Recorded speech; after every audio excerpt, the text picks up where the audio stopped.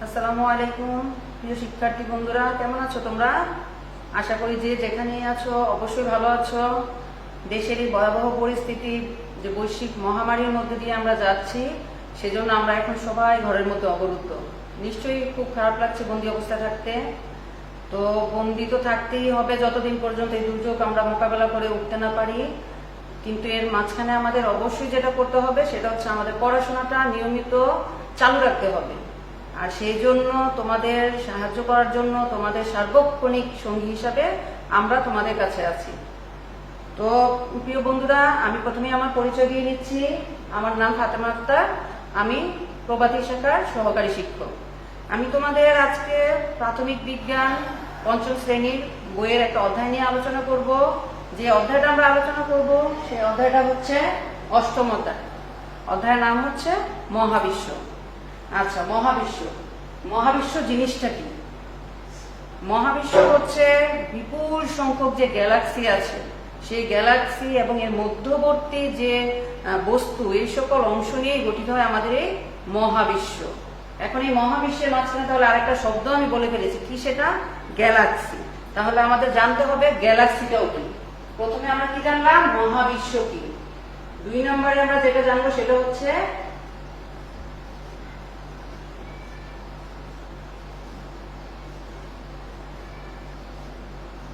Galaxy কি। প্রিয় শিক্ষার্থীরা, তোমরা অবশ্যই আমি বোর্ডে যে কোশ্চেনগুলো লিখে দিব সেগুলা সাথে সাথে টুকে ফেলবা তোমাদের খাতায়, এবং সেগুলা এই বন্ধের মধ্যে নোট করে ফেলবা। যদি কোনো বিষয়ে কোনো সমস্যা হয়, তোমার পাঠদানরত যে শিক্ষক আছে তার সাথে যোগাযোগ করবা, বাসায় বড় এবং বাবা মায়ের সাহায্য নিবা। আচ্ছা, গ্যালাক্সি কি? বিপুল সংখ্যক যে গ্রহ, নক্ষত্র, এদের সমষ্টিকে একত্রে বলা হয় কি? গ্যালাক্সি। এখন প্রশ্ন আসতে পারে, এই যে মহাবিশ্ব, এই মহাবিশ্বের এই নক্ষত্র, সূর্য, তারা, জ্যোতিষ্ক, এগুলো আমরা কিভাবে দেখব? কিভাবে দেখা সম্ভব? হ্যাঁ, অবশ্যই সম্ভব। সেই জন্য আমাদের প্রিয় বিজ্ঞানী স্যার গ্যালিলিও উন্নত মানের দূরবীক্ষণ যন্ত্র উনি ব্যবহার করেছিলেন। কি ব্যবহার করেছিলেন? দূরবীক্ষণ যন্ত্র। যে যন্ত্রকে ইংরেজিতে বলা হয় টেলিস্কোপ। যন্ত্রটার নাম কি বললাম আমি? দূরবীক্ষণ যন্ত্র।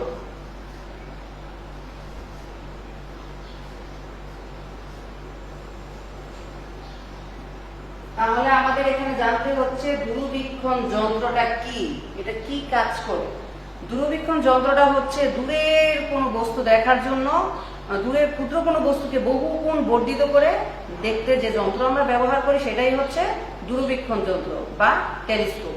এই উন্নত দূরবীক্ষণ যন্ত্রটা সর্বপ্রথম ব্যবহার করেছিলেন স্যার গ্যালিলিও। আর উনি এই যন্ত্র ব্যবহার করেই প্রমাণ করেছিলেন এই সূর্যের চারপাশে সকল গ্রহগুলা আবর্তন করছে। আচ্ছা, এখন এই দূরবীক্ষণ যন্ত্র আমরা জানলাম দূরবীক্ষণ যন্ত্রের কাজ। এগুলো তোমরা তোমাদের পাঠ্য বইয়ে পাবা। আচ্ছা, এরপরে আমরা আসি মহাবিশ্বের আকার। এই যে মহাবিশ্ব আমরা শুনলাম, এই যে মহাবিশ্ব, এই মহাবিশ্বে নিশ্চয়ই জানতে ইচ্ছে করছে যে মহাবিশ্ব কতটুকু বা কত বড় এটা। মহাবিশ্বের আকার আসলে কোনো নির্দিষ্ট আকার নেই। এখনো বিজ্ঞানীরা এটা নিয়ে গবেষণা করছে। এখনো তাদের কাছে অজানা এই মহাবিশ্বের আকার কতটুকু। কারণ কি? কেন অজানা? কারণ হচ্ছে মহাবিশ্ব ক্রমান্বয়ে প্রসারিত হচ্ছে। যেহেতু এটা ক্রমান্বয়ে প্রসারিত হচ্ছে, অতএব এর আকার বাড়ছে। এটা নিয়ে এখনো বিপুল পরিমাণে গবেষণা চলছে। এখন আমরা চলে আসি মহাবিশ্বের অন্তর্গত যে বস্তু। মহাবিশ্বের ভিতরে একটা জগৎ আছে, সেটা হচ্ছে সৌরজগৎ। কি জগতের নাম বললাম আমি? সৌরজগৎ। এই সৌরজগতের কেন্দ্রীয় একটা নক্ষত্র আছে, কেন্দ্রীয় নক্ষত্র। এক্ষেত্রে আমি কি শব্দ ইউজ করলাম? নক্ষত্র। আচ্ছা, তাহলে এখানে আমাকে জানতে হবে আমাদেরকে নক্ষত্র কি। তোমরা প্রশ্নগুলো অবশ্যই খাতার মধ্যে উঠাবা। নক্ষত্র কি? যে সকল জ্যোতিষ্কের নিজস্ব আলো আছে সেগুলো হচ্ছে নক্ষত্র। এখন এই মহাবিশ্বের বা সৌরজগতের যে কেন্দ্রীয় নক্ষত্র তার নাম হচ্ছে সূর্য। এই সূর্যকে ঘিরে আরো অনেকগুলা গ্রহ ঘুরে। সারাক্ষণ অবিরত কতগুলা গ্রহ সূর্যকে প্রদক্ষিণ করছে। কতগুলা গ্রহ? 8টা গ্রহ। কয়টি গ্রহ বললাম আমি? 8টি গ্রহ। তাহলে এখানে আমি আরেকটা নতুন শব্দ ইউজ করলাম, সেটা হচ্ছে কি? গ্রহ কি।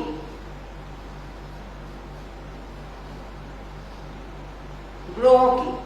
এখন আমাদেরকে জানতে হবে গ্রহ কি। যে সকল জ্যোতিষ্কের নিজস্ব কোনো আলো নেই তারা হচ্ছে গ্রহ। আমরা যে পৃথিবীতে বসবাস করছি এটা কি? এটাও আসলে একটা সৌরজগতের গ্রহ। কি আশ্চর্য হচ্ছ? আশ্চর্য হবার কিছু নেই। সৌরজগতে এমন আরো 7টি গ্রহ আছে। সর্বমোট সৌরজগতের গ্রহের সংখ্যা হচ্ছে 8টি। সৌরজগতের গ্রহ কয়টি বললাম আমি? গ্রহের সংখ্যা হচ্ছে মোট 8টি। এই 8টি গ্রহ সূর্যকে কেন্দ্র করে সারাক্ষণ প্রদক্ষিণ করছে এবং এটা সর্বপ্রথম প্রমাণ করেছিলেন স্যার গ্যালিলিও। কে প্রমাণ করেছিলেন? গ্যালিলিও। আচ্ছা, এখন এই সূর্যকে কেন্দ্র করে যে গ্রহগুলো প্রদক্ষিণ করছে এর মধ্যে আমাদের পৃথিবীর অবস্থান কোথায়? আমাদের পৃথিবীর অবস্থান হচ্ছে এই যে তোমরা এখানে একটা চিত্র দেখতে পাচ্ছ, এটা সৌরজগতের একটা আংশিক চিত্র। আমি বাকিটা সম্পূর্ণ করিনি, কারণ হচ্ছে তোমাদের ওটা পরবর্তীতে তোমরা জানবা। তো আমাদের পৃথিবীর অবস্থান হচ্ছে, এটা হচ্ছে একটা গ্রহ, এটা একটা গ্রহ, এটা একটা গ্রহ। তার মানে 1 2 3, 3 নাম্বার যে গ্রহ সৌরজগতে সেটা হচ্ছে আমাদের পৃথিবী। কয় নাম্বার গ্রহ? 3 নাম্বার গ্রহ। এখন দেখো এই যে সূর্য, সূর্য থেকে পৃথিবী নিশ্চয়ই একটা দূরত্ব আছে। সেই দূরত্বটা কতটুকু?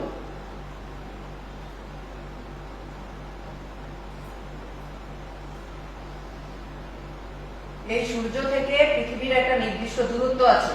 দূরত্বটা কতটুকু? প্রায় 15 কোটি কিলোমিটার। সূর্য থেকে পৃথিবীর দূরত্ব হচ্ছে 15 কোটি কিলোমিটার। এখন সূর্য থেকে যেহেতু পৃথিবীর একটা দূরত্ব আছে, অর্থাৎ পৃথিবী থেকে পৃথিবীর একটা উপগ্রহ আছে, সেটার নাম হচ্ছে চাঁদ। এখানে আমি নতুন আরেকটা শব্দ ইউজ করেছি, কি সেটা? উপগ্রহ। তো আমাদের এখন জানতে হবে উপগ্রহ কি।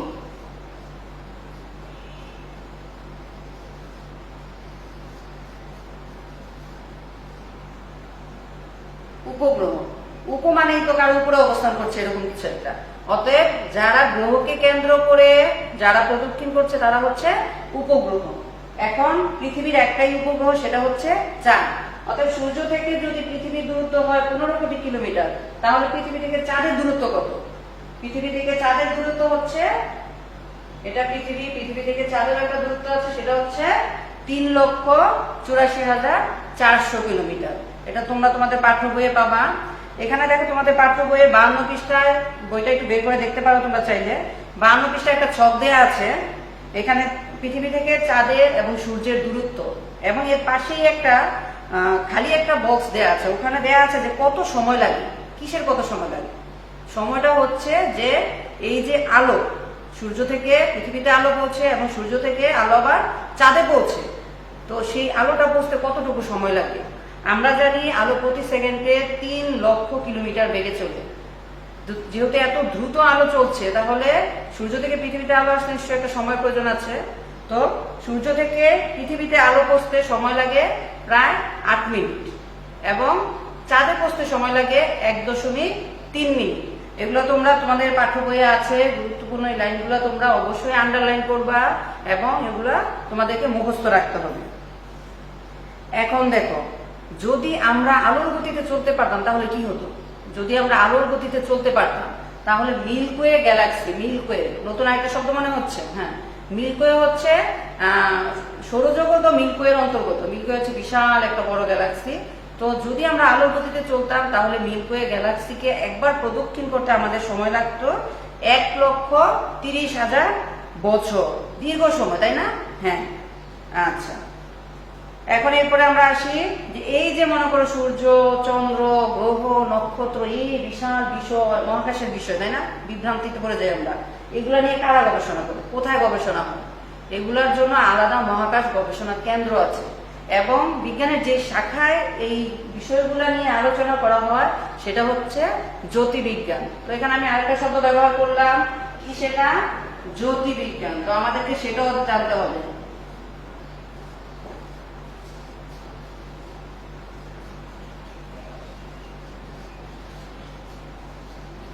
জ্যোতির্বিজ্ঞান কি? আচ্ছা, এটা তোমরা তোমাদের পাঠ্য বইয়ে পাবা যে মহাকাশ সম্পর্কিত যে গবেষণা সেটাই হচ্ছে জ্যোতির্বিজ্ঞান। এরপরে আমরা চলে যাই পরবর্তী আমাদের যে আলোচনা সেটা হচ্ছে এই যে সূর্যকে কেন্দ্র করে পৃথিবী ঘুরছে, পৃথিবীকে কেন্দ্র করে গ্রহ, উপগ্রহ এরা ঘুরছে। এদেরকে ঘোরার জন্য একটা নির্দিষ্ট গতির প্রয়োজন। কোথায় পাচ্ছে এই গতি? আচ্ছা বন্ধুরা, এগুলো অবশ্যই আমি আশা করি প্রশ্নগুলো তোমরা মুছে ফেলেছো। এগুলো আমি এখন মুছে দিচ্ছি।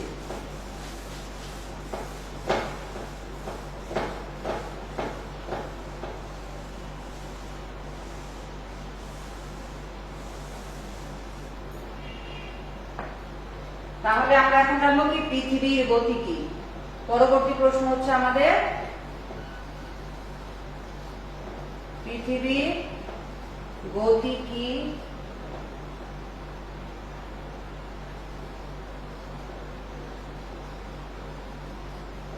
কত প্রকার ও কি কি। এই প্রশ্নগুলো তোমরা নোট করে নিজেরা বাসায় করবা এবং আব্বু আমার কাছে অবশ্যই সে পড়াটার ফিডব্যাক তুমি দেওয়ার চেষ্টা করবা। পৃথিবীর গতি কি। এই যে আমরা পৃথিবী, আমরা জানি এখানে চিত্রও আছে, পৃথিবীটা কেমন গোল, আমরা কোথায় অবস্থান করছি, পৃথিবীর এখানে। কিন্তু তুমি আমি আমাকে ছিটকে পড়ে যাচ্ছি না, পড়ে যাচ্ছি না। কেন? কারণ হচ্ছে পৃথিবী আমাদেরকে তার নিজের দিকে টানছে। এই শক্তিটা বা এই আকর্ষণটাকে বলা হচ্ছে মধ্যাকর্ষণ। আর এই মধ্যাকর্ষণ বলের কারণে পৃথিবী সারাক্ষণ সূর্যের চারদিকে ঘুরছে এবং এই গতিকেই বলা হচ্ছে কি পৃথিবীর গতি। এই গতি দুই ধরনের হতে পারে। কয় ধরনের বললাম? দুই ধরনের। একটা হচ্ছে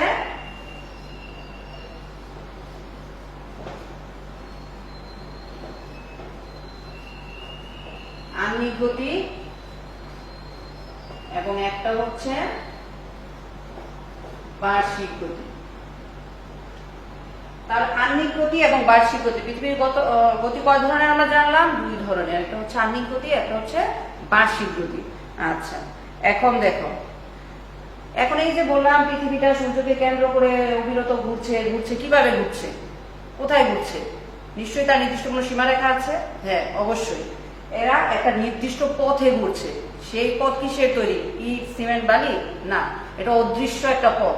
প্রতিটা গ্রহের জন্য নির্দিষ্ট একটা পথ আছে। যে নির্দিষ্ট পথে গ্রহগুলা প্রদক্ষিণ করে সেই পথকে বলা হচ্ছে কক্ষপথ। তাহলে আমরা আবার কি জানলাম?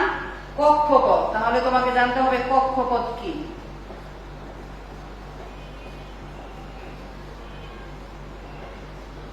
যে নির্দিষ্ট পথে গ্রহ এবং উপগ্রহ সমূহ প্রদক্ষিণ করে সেগুলাই হচ্ছে কক্ষপথ। আচ্ছা এখন এই কক্ষপথে, নির্দিষ্ট কক্ষপথে থেকে পৃথিবী বা অন্যান্য গ্রহগুলো কি করছে? অবিরত প্রদক্ষিণ করছে।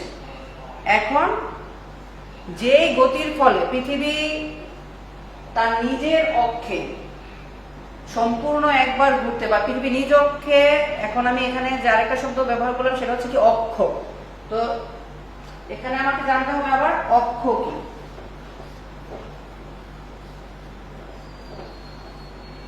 অক্ষ কি? এখন পৃথিবীটা ওখানে দেখতে পাচ্ছ তোমরা গোল। আমি যদি এটাকে আলাদাভাবে তোমাদের সুবিধার জন্য একটু দেখাই, পৃথিবীটা সম্পূর্ণ গোল নয়, কিছুটা কমলা লেবুর মতো চাপা। তো এই পৃথিবীটা যদি এরকম হয়,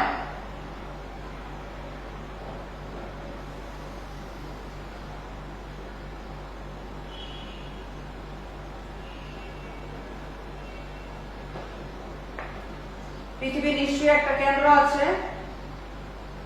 তোমরা তো বৃত্তচাপে গেছো তাই না? এটা অনেকটা বৃত্তের মতো, তাই তো? এর একটা নির্দিষ্ট কেন্দ্র আছে এবং এর দুইটা মেরু আছে। একটা হচ্ছে উত্তর মেরু আর একটা হচ্ছে দক্ষিণ মেরু। এখন অক্ষটা কি? যেই কাল্পনিক রেখা, এটাও একটা কাল্পনিক রেখা। তুমি পৃথিবীকে তো চাইলে ভাগ করতে পারবে না, তাই না? তো এটা কল্পনা করে নিতে হবে আমাদের জানার জন্য, বোঝার জন্য। তো যে কাল্পনিক রেখা পৃথিবীকে কেন্দ্র বরাবর ছেদ করেছে তাকে বলা হচ্ছে অক্ষ। এখন সেই কাল্পনিক রেখাটা পৃথিবীকে কিছুটা আড়াআড়ি ভাবে ছেদ করবে এভাবে। তাহলে এটা হচ্ছে আমাদের কি অক্ষ। মেরু রেখার সাথে অক্ষরেখাটা তোমরা দেখতে পাচ্ছ কিছুটা হেলানো অবস্থায় আছে এবং পৃথিবীটা সবসময় এরকম মেরুর সাথে কিছুটা হেলানো অবস্থায় থাকে। এই হেলানো কোণের মান কত? এই হেলানো কোণের মান হচ্ছে 66.5 ডিগ্রি। 66 ডিগ্রি কোণ সরাসরি মনে রাখলে পারো। 66 ডিগ্রি কোণে অক্ষরেখাটি পৃথিবী কিছুটা সবসময় হেলে থাকে উত্তর দক্ষিণ মেরু বরাবর। আচ্ছা, এই নিজ অক্ষের উপর পৃথিবী যখন একবার ঘুরবে তখন সে যে গতি লাভ করবে সেটা হচ্ছে আহ্নিক গতি। আর পুরো সূর্যকে প্রদক্ষিণ করে আসতে তার যে সময় লাগবে সেটা হচ্ছে বার্ষিক গতি। এখন আমরা দেখতেই পাচ্ছি যে পৃথিবীকে একবার ঘুরে আসতে তো পৃথিবীর কক্ষপথে কম সময় লাগে, নিশ্চয়ই এরকম সময় মান কমই হবে। তাহলে সেই মানটা কত? পারফেক্ট মান হচ্ছে 23 ঘন্টা 56 মিনিট। এটা হচ্ছে আহ্নিক গতির ক্ষেত্রে।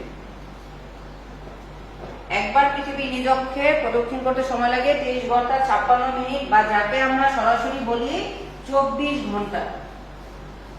এখন পরিচিত মনে হচ্ছে শব্দটা 24 ঘন্টা মানে কি? একদিন, তাই না? তার মানে আহ্নিক গতির সাথে দিনের একটা রিলেশন আছে। কি সেই সম্পর্ক?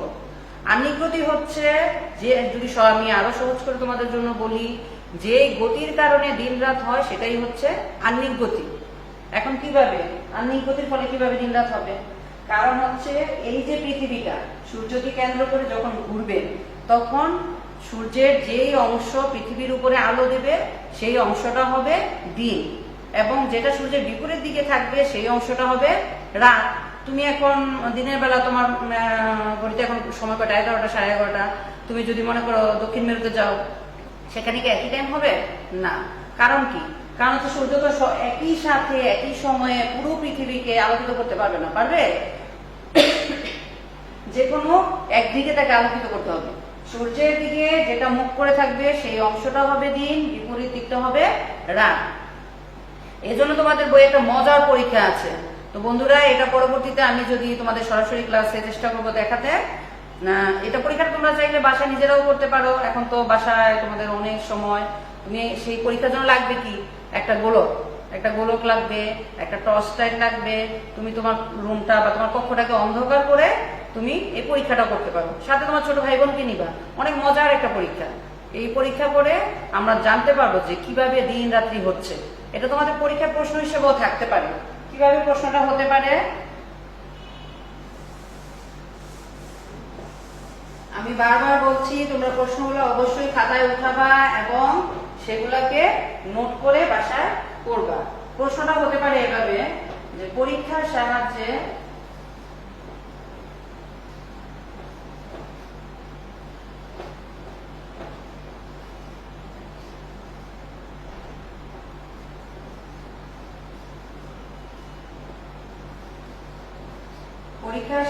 প্রমাণ করো যে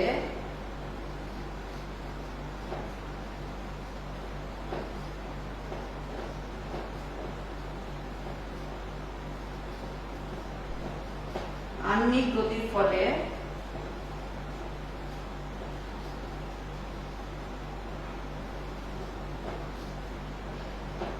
পরীক্ষার সাহায্যে প্রমাণ করো যে আহ্নিক গতির ফলে দিন রাত সংঘটিত হয়।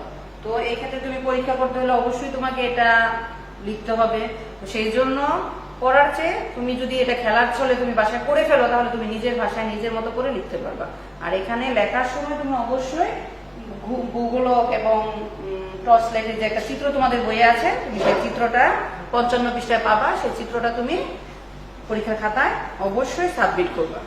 আচ্ছা, এরপরে আমরা চলে যাই পরবর্তী পৃষ্ঠা 56 পৃষ্ঠা।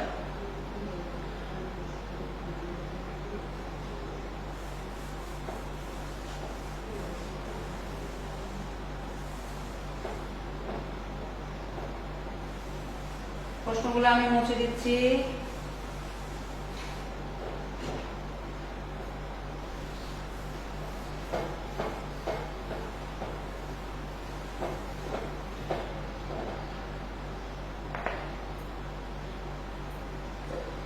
আচ্ছা, 56 পৃষ্ঠা যে বিষয়গুলো সেটা আমি অলরেডি আলোচনা করে ফেলেছি। এখানে দেখো, সূর্যোদয় এবং সূর্যাস্ত প্রতিদিনই আমরা দেখছি যে পূর্ব দিকে সূর্য উঠছে, পশ্চিম দিকে সূর্যটা অস্ত যাচ্ছে।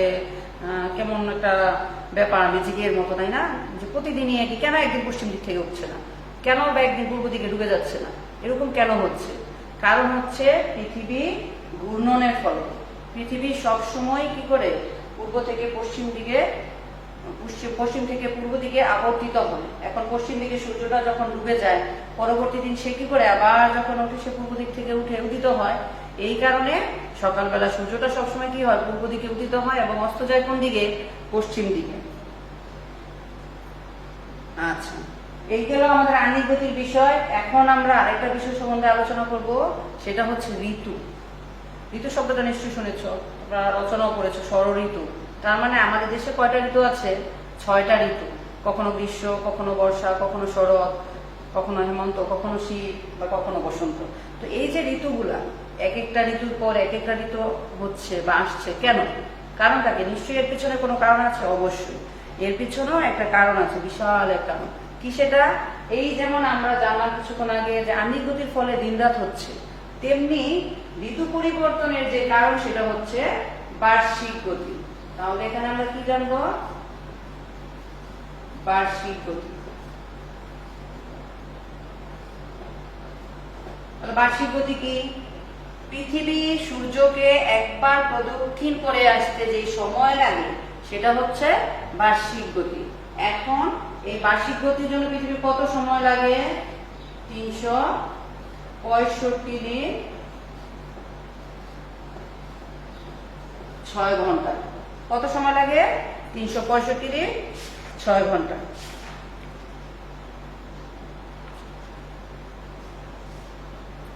আচ্ছা, এখন যখন সূর্যটা পৃথিবীটা সূর্যের চারদিকে এরকম করে ঘুরে আসবে 365 দিন 6 ঘন্টা সময় নিয়ে, তখন কি হবে? সূর্যের পৃথিবীর এই ঘূর্ণনের ফলে সূর্য কখনো পৃথিবী সূর্যের কাছে থাকবে, কখনো কি করবে? সূর্য থেকে দূরে অবস্থান করবে। এখন যদি মনে করো শীতকাল, শীতকালে তুমি যখন আগুনের কাছে যাও বা চুলার কাছে যাও তখন তোমার কেমন লাগে? গরম লাগে। যখন তুমি আবার আস্তে আস্তে আগুন থেকে কিছুটা দূরে সরে আসো তখন কি লাগে? ঠান্ডা লাগে। ব্যাপারটা আসলে এরকমই। সূর্য তো হচ্ছে একটা জ্বলন্ত গ্যাসপিণ্ড। সূর্যে সবসময় বিভিন্ন ধরনের গ্যাসের বিক্রিয়া হচ্ছে এবং সেই বিক্রিয়ার ফলে প্রচুর পরিমাণে তাপ উৎপাদন হচ্ছে। অতএব সেই তাপ কি হচ্ছে? সেই তাপ এবং আলো বিভিন্ন গ্রহগুলোতে সঞ্চারিত হচ্ছে। এখন এক্ষেত্রে তুমি আরেকটা বিষয় তোমাদেরকে জানতে হবে যে সূর্যের কিছু বৈশিষ্ট্য আছে, সেটা তোমরা অবশ্যই জেনে নিবা। তো এটা তোমরা চাইলে সুন্দর করে নোট করে নিতে পারো। আমি তোমাদের জন্য একটা প্রশ্ন করে দিচ্ছি। প্রশ্নটা এরকম হতে পারে,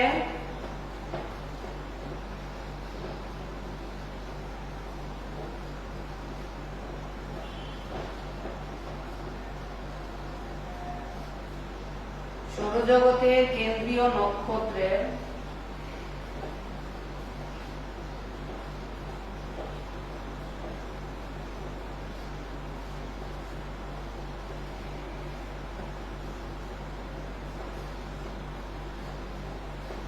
বৈশিষ্ট্যগুলো লিখো। সৌরজগতের কেন্দ্রীয় নক্ষত্র কি? সূর্য। তার মানে এখানে কি বোঝাচ্ছে? আমি একটু কিছুটা ঘুরিয়ে দিলাম, কারণ তোমাদের তো যোগ্যতা ভিত্তিক প্রশ্ন।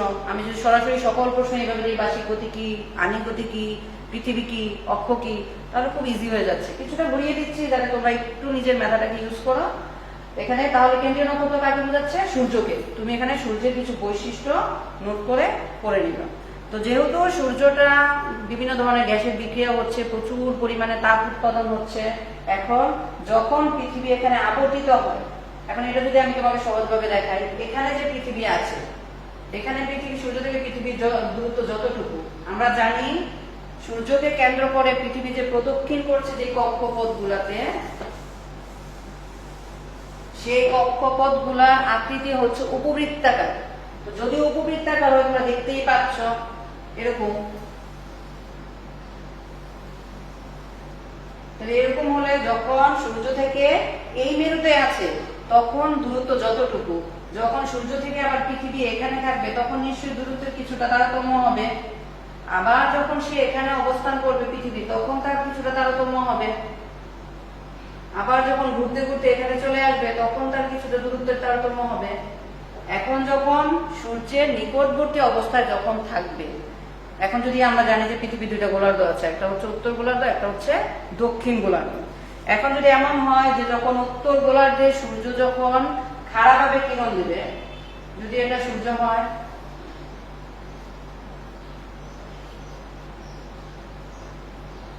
এখন মনে করো এটা হচ্ছে পৃথিবী। এখন যখন উত্তর গোলার্ধে পৃথিবী আছে, সূর্য যদি তখন কিরণ দেয়, সে তখন কি করবে? খাড়াভাবে কিরণ দেবে। এখন যখন খাড়াভাবে কিরণ দেবে তখন কি হবে? খাড়াভাবে যখন আলোটা আসবে তখন সকল আলোক রশ্মি সূর্যের পৃথিবীর উপরে পড়বে, অতএব তাপমাত্রা কি হবে, বৃদ্ধি পাবে এবং দিনের দৈর্ঘ্য কেমন হবে, বড় হবে। তাহলে সময়টা তখন কোন ঋতু বিরাজ করতে পারে? অবশ্যই গ্রীষ্মকাল। তুমি চিন্তা করে দেখবা গরমের দিনে সন্ধ্যা হতে হতে প্রায় 6:30, 7:30 বেজে যায়, কিন্তু শীতকালে আমরা কিন্তু বিপরীত ঘটনা দেখি, 5টা, 5:15 এই সময় দেখা যায় যে সূর্য ডুবে যাচ্ছে। এখন যখন খারাপভাবে কিরণ দিচ্ছে তখন কি হচ্ছে, দীর্ঘ সময় তাপটা স্থায়ী হচ্ছে, অতএব তাপমাত্রা বেশি থাকছে এবং সেই কারণে দিনের দৈর্ঘ্যের পরিমাণ হচ্ছে বেশি। আর ঋতুটা কি বিরাজ করছে, গ্রীষ্মকাল। এখন যদি তির্যক ভাবে কিরণ দিত, পৃথিবীটা মনে করো এখানে আছে, এখন সূর্য যখন এভাবে কিরণ দিবে তখন কি হবে, অবশ্যই সূর্য তির্যক ভাবে কিরণ দিলে আলো কি করবে, চারদিকে কিছুটা ছড়িয়ে পড়বে, আলোর দৈর্ঘ্যের পরিমাণ হবে কম, তখন দিনের দৈর্ঘ্য কেমন হয়ে যাবে, তাহলে অবশ্যই ছোট হয়ে যাবে এবং তাপমাত্রা কেমন হবে, কম হবে। তাহলে তখন কোন ঋতু বিরাজ করতে পারে, অবশ্যই শীতকাল। অতএব উত্তর গোলার্ধে যখন গ্রীষ্মকাল থাকবে, দক্ষিণ গোলার্ধে কি হবে, এখানে যদি এভাবে আমি যদি দেখাই জিনিসটা, এখানে যদি গ্রীষ্মকাল হয় উত্তর গোলার্ধ, তাহলে বিপরীত পাশে তো সূর্যের আলো পড়ছে না, কম সময় পড়ছে, তাহলে সেখানে দক্ষিণ গোলার্ধে কি হবে, অবশ্যই শীতকাল হবে। আবার যখন সূর্য ঘুরে ঘুরে ঘুরে ঘুরে ঘুরে ঘুরে আবার যখন এই পাশে চলে আসবে, তখন আবার উল্টা ঘটনা ঘটবে। কি ঘটনা ঘটবে, তখন দক্ষিণ গোলার্ধ সূর্যের নিকটবর্তী থাকবে, বেশি তাপ পাবে, অর্থাৎ দক্ষিণ গোলার্ধে তখন কি হবে, গ্রীষ্মকাল। আর উত্তর গোলার্ধে তখন কি হয়ে যাবে, শীতকাল। তাহলে আমরা কি ব্যাপারটা সম্বন্ধে স্পষ্ট ধারণা অবশ্যই পেয়ে গেছি যে কেন এই ঋতু পরিবর্তন হচ্ছে, কেন কখনো গ্রীষ্ম কখনো শীত, তাই না? আচ্ছা, এখানে তোমরা তোমাদের বইয়ে কিছু ছবি আছে, এগুলো একটু দেখবা, আঁকার প্রয়োজন নাই, চেষ্টা করবা তারপরেও তোমার হাতে প্র্যাকটিস করার জন্য। আচ্ছা, এরপরে আমরা চলে যাই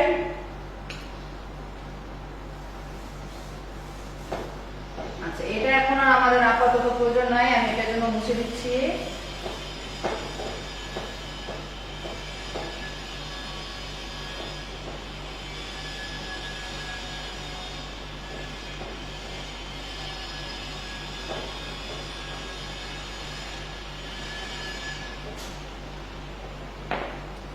এখন আমরা যে বিষয়টা সেটা হচ্ছে জানবো, সেটা হচ্ছে চাঁদের দশা।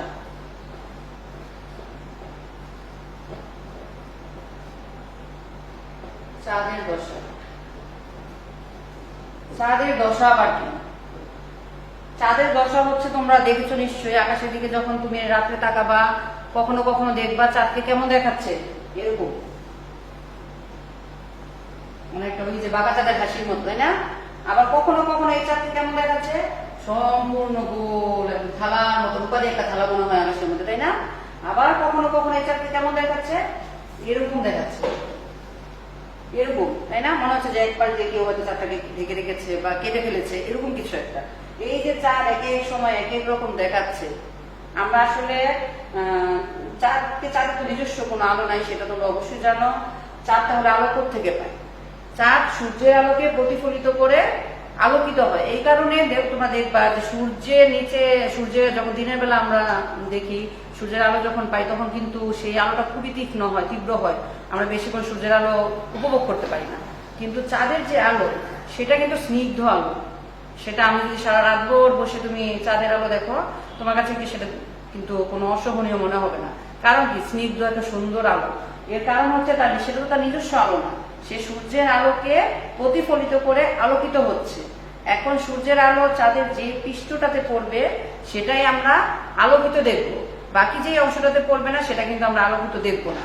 এখন চাঁদের এই উজ্জ্বল অংশের আকার আকৃতির যে পরিবর্তন, সেটাকেই বলা হচ্ছে চাঁদের দশা। সেটাকে কি বলা হচ্ছে, চাঁদের দশা।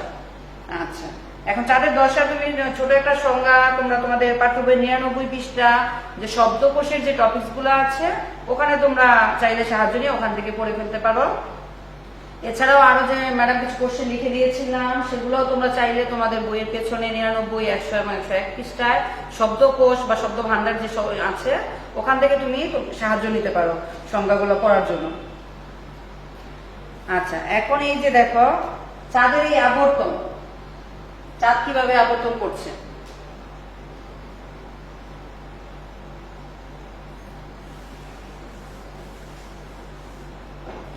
চাঁদের দশা কি সেটা তো আমরা জানলাম, এখন আমাদেরকে জানতে হবে চাঁদের দশার পরিবর্তনের কারণ কি।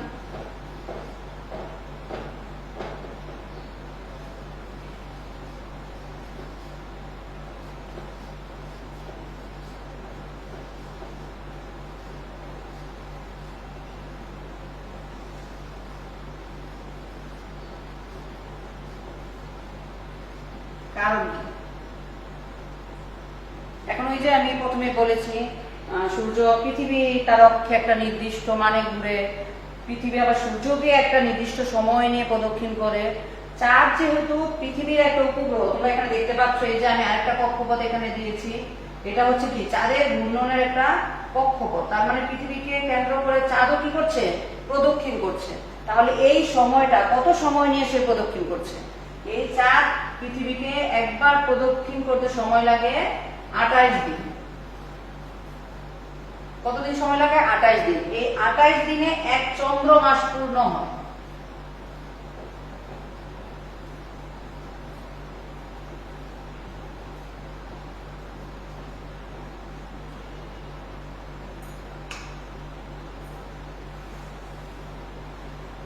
আচ্ছা, এখন এই চাঁদের যে দশার পরিবর্তন আমি বললাম, চাঁদের দশা পরিবর্তনের কারণটা কি? যখন সূর্য আমরা দেখতে পাচ্ছি যে পৃথিবীর পরে অবস্থান হচ্ছে চাঁদের, এখন এখানে যদি সূর্যের অবস্থান হতো,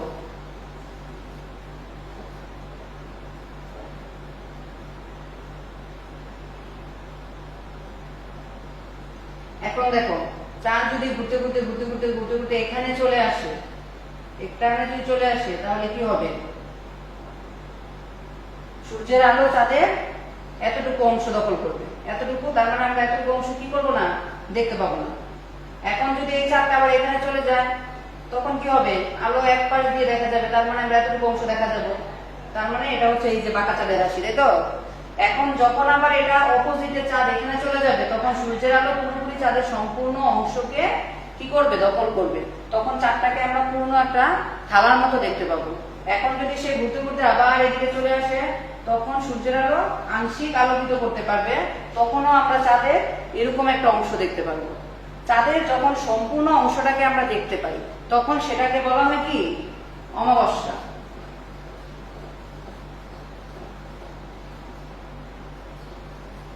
তাহলে এখানে তোমাদের জানতে হবে কি, অমাবস্যা কি, যখন পূর্ণিমা কি। যখন চাঁদের আলোকিত অংশ বা সম্পূর্ণ চাঁদটাকে আমরা দেখতে পাবো তখন সেটা হবে পূর্ণিমা। আর যখন আমরা চাঁদটা সম্পূর্ণরূপে ঢেকে যাবে বা অন্ধকারাচ্ছন্ন হয়ে যাবে তখন সেটাকে আমরা বলবো আমাবস্যা। তাহলে আমরা এখানে জানলাম যে পূর্ণিমার চাঁদ কি, আমাবস্যার চাঁদ কি। তাহলে প্রিয় শিক্ষার্থী বন্ধুরা, আমি আশা করব যে তোমাদের মোটামুটি এই অধ্যায়টা সম্বন্ধে কিছুটা ধারণা আমি চেষ্টা করেছি দেয়ার। তো তোমরা তারপরে যদি কোনো সমস্যা মনে করো, বাসায় বড় যারা আছে তাদের হেল্প নিবা, তোমার যে শিক্ষক আছে তাদের ফোন নাম্বারে অবশ্যই ফোন নাম্বার আছে, সেই নাম্বারে কন্ট্যাক্ট করে তাদের সাহায্য নিবা। এবং তোমরা বাসায় অবশ্যই নিয়মিত পড়াশোনাটা রেগুলার রাখবা, কারণ হচ্ছে স্টুডেন্টের জন্য সবচেয়ে জরুরি যেটা সেটা হচ্ছে ডিসিপ্লিন মেনটেন করা।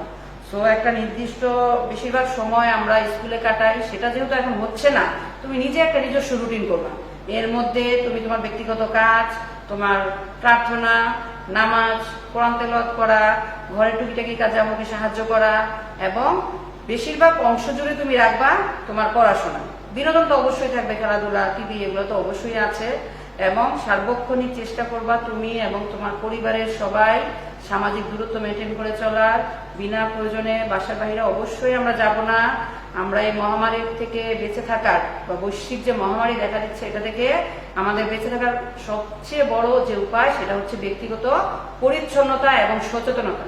এই কাজটা আমরা অবশ্যই করব। আমরা নিজেরা সচেতন হব, আমাদের আশেপাশে যারা আছে তাদের সবাইকে আমরা সচেতন হতে সাহায্য করব। ঠিক আছে? তো তোমরা বাসায় অবশ্যই ভালোভাবে পড়াশোনা করবা। ধন্যবাদ সবাইকে, সবাই ভালো থাকবা।